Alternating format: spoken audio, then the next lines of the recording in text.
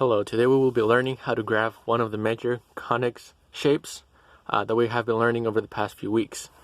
So the equation that we have is negative x squared plus 4y squared minus 8x minus 8y minus 48 equals 0.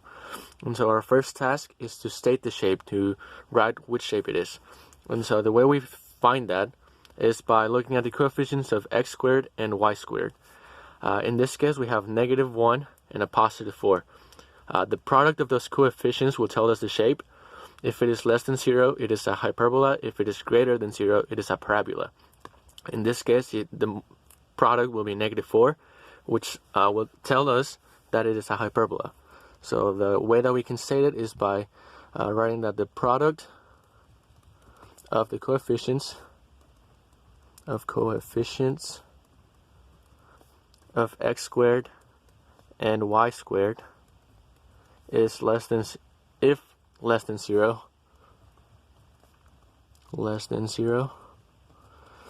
it will be a hyperbola. So what we have is a negative 1 times a positive 4, which gives us a negative 4, which does tell us that negative 4 is less than 0.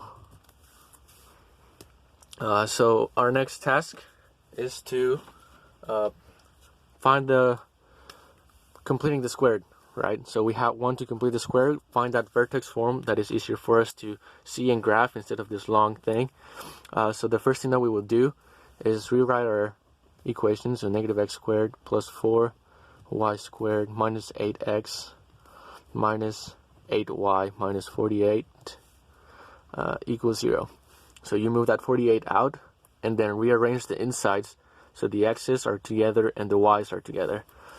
So we have negative x squared minus 8x plus 4y squared minus 8y equals positive 48. Now we need to complete the square on this, so that's our next step. We will factor out that negative x, or that negative 1 from that x squared. So we have negative x squared. We factor out the negative, so it changes the sign on the 8. So plus 8x, leave a blank, and then factor out the 4 from the y's, since it is possible, and we do 4y squared minus 2y, leave a blank, equals 48. And then we leave the blanks from this so we can balance out the equation. So we rewrite it as x, and then we write half of this, which is 4. Square that, so square the 4 gives us 16 positive, and then we have plus 4, write down the y, half of negative 2 is negative 1, square that negative 1 and it gives us positive 1. And so now we look at this, so negative 1 times 16 gives us a negative 16, so we have to do a negative 16 on this side as well. And here's a positive 4 times a positive 4. Positive 4 times positive 1, sorry. And 4 and 1 gives us a positive 4. And so when we combine those, it gives us a total of 36. Our next step is to divide by 36 on both sides. And we want to get the positive sign in the front and the negative term on the back. So we'll rewrite this differently and simplify, since we see we can simplify that. So we can simplify to y minus 1 squared over 9 minus x plus 4 squared over 36 equals 1. So this right here is our vertex form. It's the way that we want to see it, so we can graph it easier. Our next step asks us to state the center, so we will write state the center, and the way we do that is by looking at the terms that are next to the x and the y right here. And so we just write the one that's on the x will give us the x point, and the one on the y will give us the y point on the graph.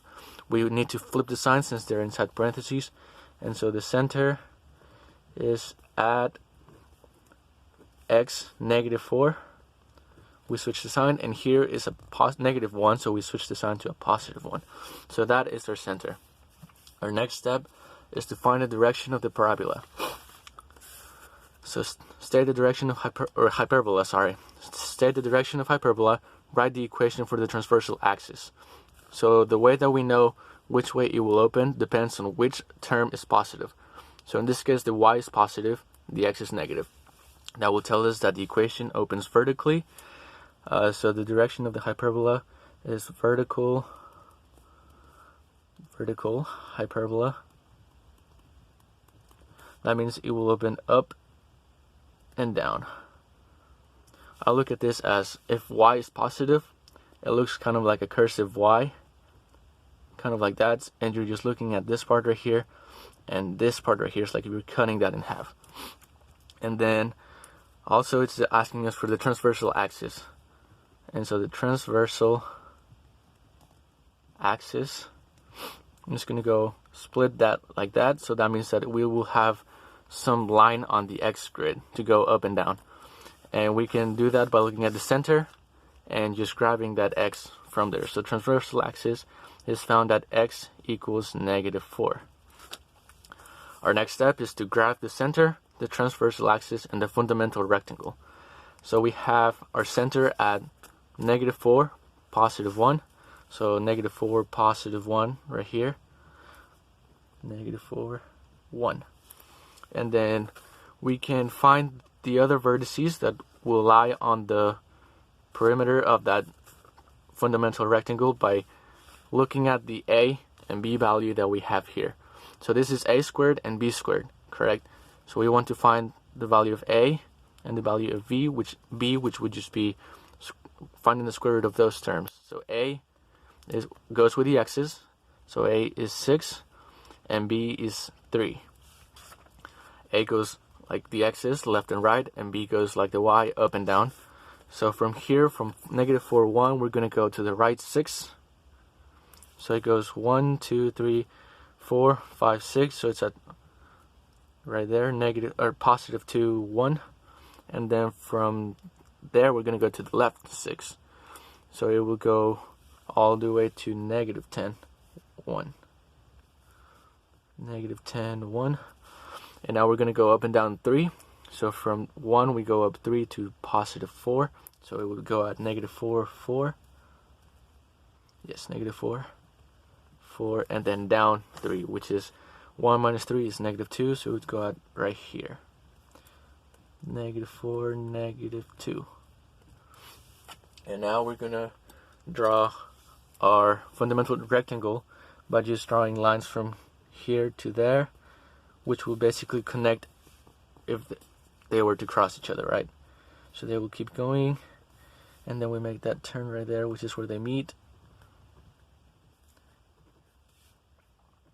We go similar this way, we go 6 to the left, and then up 3, 6 to the right, and up 3,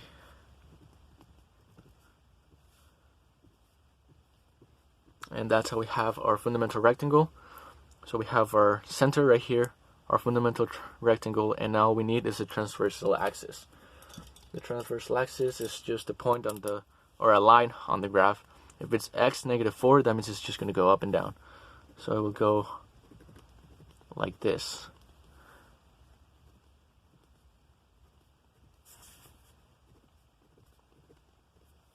So x equals -4.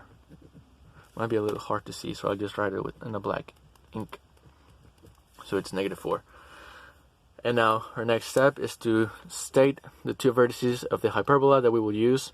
Since we said that it will be opening vertically, we will only be using the top and bottom vertices of this fundamental rectangle. So our vertex 1, or for vertex 1, I will label it as the top one. So it will be -4, 4. And then our next vertex, vertex 2, is the bottom one at -4, -2. -4, -2. Now we're on step or letter G, which is find the focal length and state the foci. So we have, for the focal length, we will use the equation of C equals square root of A squared plus B squared.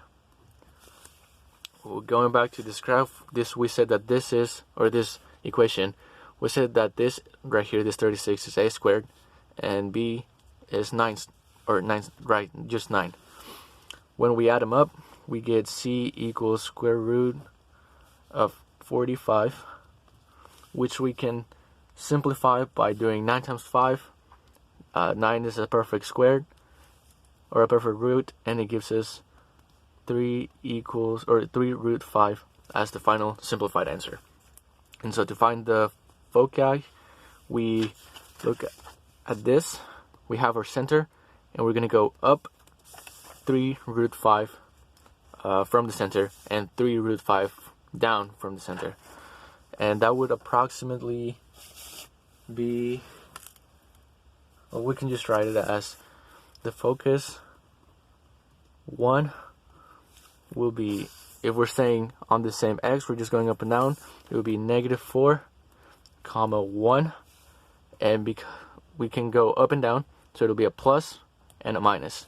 So this will be a plus 3 root 5, and then our focus 2 will be -4, comma 1, minus 3 root 5.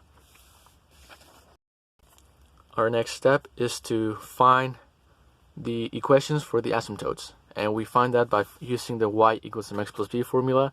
We have a point that we know for sure, and that is the center, that is -4 and 1. So for our y, we would put the y from the center.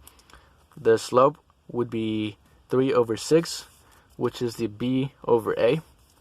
So 3 over 6.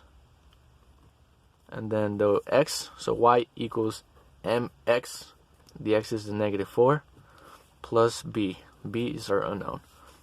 And so we multiply that. We see that this can be simplified to 1/2, so 1 equals 1/2 times -4 plus b. Multiply, or you can simplify that and say that it is 1 equals -2 plus b. And then you add the 2, and you get 3 equals b. So your asymptote 1 is going to be y equals that slope, 1/2 x, and then the b, which is plus 3. Our other slope, because there are 2 lines, one going up, one going down, is going to be found the same way. The only difference is the slope. It will be a negative slope because it's going down, not up. And it's the same slope, 1/2 times -4 plus b. This can be multiplied to positive 2 plus b equals 1. And then when you subtract that 2, you get -1 equals b. So our second asymptote 2 is equal to y equals 1/2 negative x minus 1. So that's how we find the asymptotes for the hyperbola. Our next step is to sketch all that we have graphed so far, but I like to find my x and y intercepts first, which is what I will do next. So that's our J step, and we know that there will be no x-intercepts from our graph that we did here, because we know that it's going to open up from this vertex, and this vertex there won't, or this vertex, it won't cross the x-axis at all. So we can safely say that there are no x-intercepts. However, there are going to be 2 y-intercepts, one here and one down here. And the way to find that is we set the x equal to 0. We're going to use this part right here, right before we divide, so write that right there. That way we don't get to mess with fractions. So we do negative, and we're solving for y. So our x is going to equal 0 plus 4 squared plus 4 times y minus 1 squared equals 36. So 4 plus 0 is just 4. Square that is 16, but we have a negative. So we have negative 16 plus 4 y minus 1 squared equals 36. So now we add that over. We get 4 y minus 1 squared equals 6 plus 6 is 12. We have 2, carry the 1. 1 and 1 is 2, and 3 is 5, so that's 52. Our last step, or almost last step, is divide by 4 on both sides. You get y minus 1 squared, in parentheses, equals 13. Find the square root of both sides. And you get y minus 1 equals the plus or minus of square root, because that has two different answers. And our last step is to add that one. So we have y1 will equal, or will be found one of the y-intercepts at 0, comma 1 plus, because that's one of the terms that we will get, root 13. And then our second y2 will be found at 0, comma 1 minus root 13. So now we're ready to sketch all that we have. We have so far the center. The center is found at 4, negative 4, positive 1. So we can label that there. Negative 4, 1. And then we said that our vertices are found at negative 4, positive 4. So right about here. And then our other vertex is found at negative 4, negative 2. So negative 4, negative 2, right there. Negative 4, negative 2, negative 4, 4. And then just to complete the whole thing, we have to also draw our fundamental rectangle. And we said that our fundamental rectangle will go all the way to positive 2, 1. So I will draw that with this color right here, 4 or 2, 1. And then all the way to negative 10, 1. And so we go up to 4, which is right here, down to negative 2, which is right here. Connect that to this, and then go all the way to positive 2, which is right there. Go up to positive 4. And now we have our fundamental rectangle. Our next step, this is why I like to find my y-intercepts first, because we can know where to put them on the graph. And so we said that one of the points was going to be at negative 4, or at 0, because it's a y-intercept, so at 0, 1 plus root 13, which is going to be pretty close to 5. It's not 5 yet, but it's close to 5. And 0, comma 1 minus root 13, which will be pretty close to negative 3. So we'll be right there. Make it big and dark so we can see it. And so our next thing to graph is also our transversal axis. That would help us see how to point this right here on the other side of that. So we said that the transversal axis is found at x equals negative 4. So we'll just go up from there and down from there. It will go through the center and the focus or foci. And so that's x equals negative 4. So the way we graph this point on the other side, what I do is I just keep that same height, and I just go, since we went 4 to the right, we're going to go 4 to the left. So keep that same height, it's almost at 5. And from negative 4, we're going to go to negative 8. Almost 5. So about right there. Right there. And then from this one, it's also going to be almost negative 8. Or to negative 8, almost negative 3. So negative 8, almost negative 3. And so that's how we have the points that we can base off and then draw our hyperbola. And so now the next thing that we can graph is our foci. We have a focus at 4, negative 4, 1 plus root 3 over 5, or root 3, 5. So we have a focus at negative 4. So from the center, it's going to go up 1 plus 3 root 5. And that is pretty close to 8.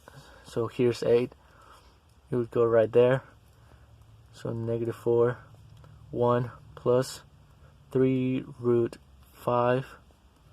And then from the center, it's going to go down 1 minus 3 root 5, which is almost to 6.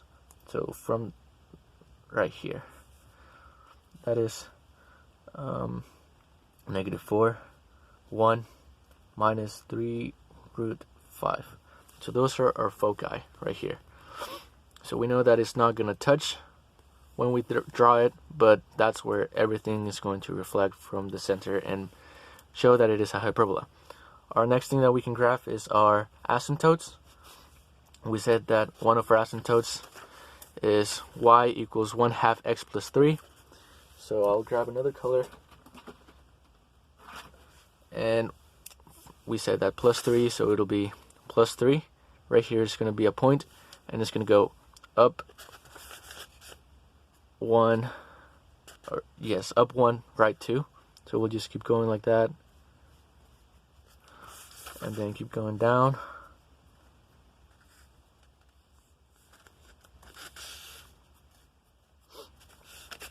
And so we said that that is our asymptote 1.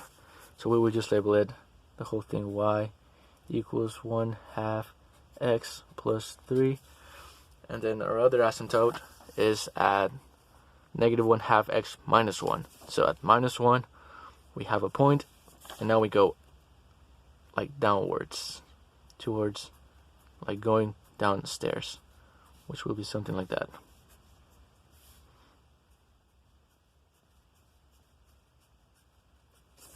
And we label this as y equals negative 1/2 x minus 1. So we have our asymptotes, we have our center, we have our foci, we have the y-intercepts, an extra point that helps us draw it, and now our last step is just to connect the dots. So we will go something like that and try to mimic at the end. We will keep going this way and then try to mimic at the end, and then same thing on the bottom. We go and try to mimic at the ends, and then we keep going this way and try to mimic at the ends. Our very last step is to find the domain and the range. Domain and range. So the domain is from how far does the x points are available, and so we see that it will continue going forever. So it will go from negative infinity to positive infinity. And our range will go from the y, so it's up and down. And we see that there's a break here that does not connect. So it goes from all the way down, all the way to negative 2. So from negative infinity all the way to negative 2. And because it is touching it, we put a bracket there. We put the union. So we know that everything in between negative 2 and positive 4 is not a thing. And it starts once again at positive 4. It is touching positive 4, so we put a bracket. And then it keeps going all the way to infinity. And we put a parenthesis there. And so this is how this equation looks like when it is graphed.